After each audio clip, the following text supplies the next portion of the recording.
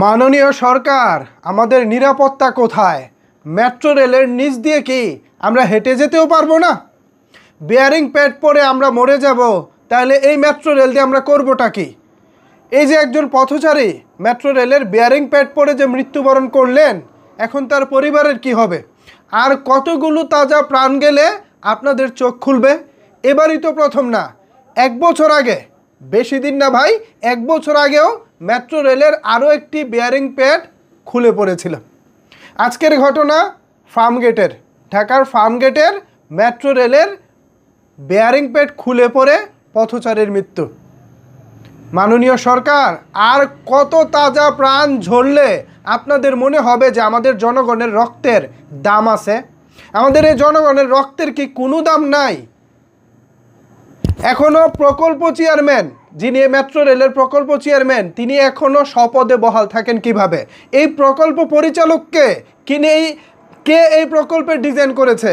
কার তত্ত্বাবধানে এই প্রকল্প জরিপ করা হয়েছিল? কেন এই ত্রুটিপূর্ণ মেট্রো রেল নির্মাণ করা হলো? আজকে মেট্রো রেলের বেয়ারিং প্যাড খুলে বলতেছে কালকে হয়তো বা মেট্রো রেলটাই পড়ে যাবে। ভাই, আমাদের জনগণের কি মূল্য নাই? আমাদের জনগণের কি রক্তের দাম নাই?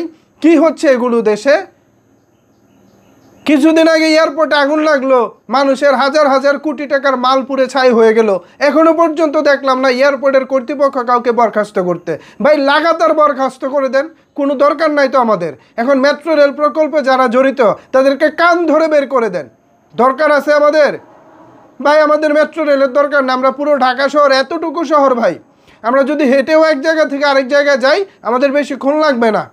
ছোট্ট একটা শহর, এত অবকাঠামো, তাও আবার ঝুঁকিপূর্ণ অবকাঠামো।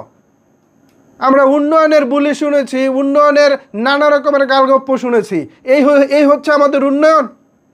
মেট্রো রেলের বেয়ারিং পরে আমাদের মৃত্যুবরণ করতে হয়?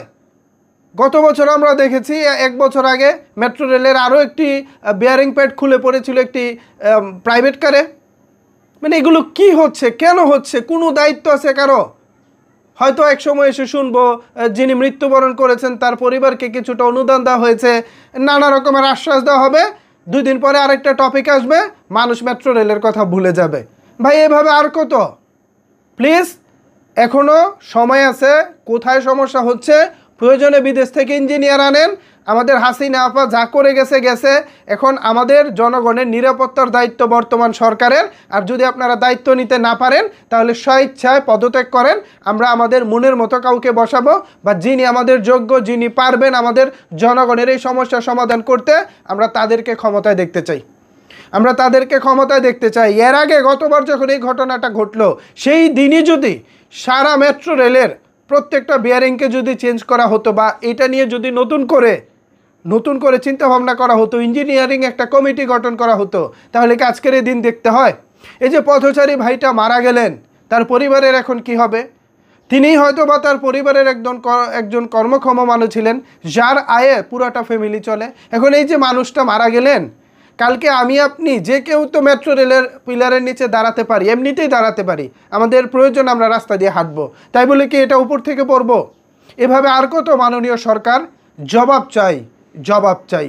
ভিউয়ার্স, আপনারা কি ভাবছেন এই বিষয় নিয়ে? জানিয়ে দিন আপনার মতামত নিচের কমেন্ট বক্সে।